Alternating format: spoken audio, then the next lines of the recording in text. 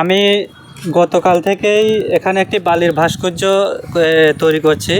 এটা আমাদের যে গোল্ড মেডেলিস্ট, দুদিন আগে যে গোল্ড মেডেলিস্ট হয়েছেন অস্মিতা দে, ওনার উপরেই একটা বালির ভাস্কর্য তৈরি করেছি। আর এই ভাস্কর্যটি তৈরি করার আমাদের মেন উদ্দেশ্য হলো ইয়ং জেনারেশনকে খেলাধুলার প্রতি আকৃষ্ট করা।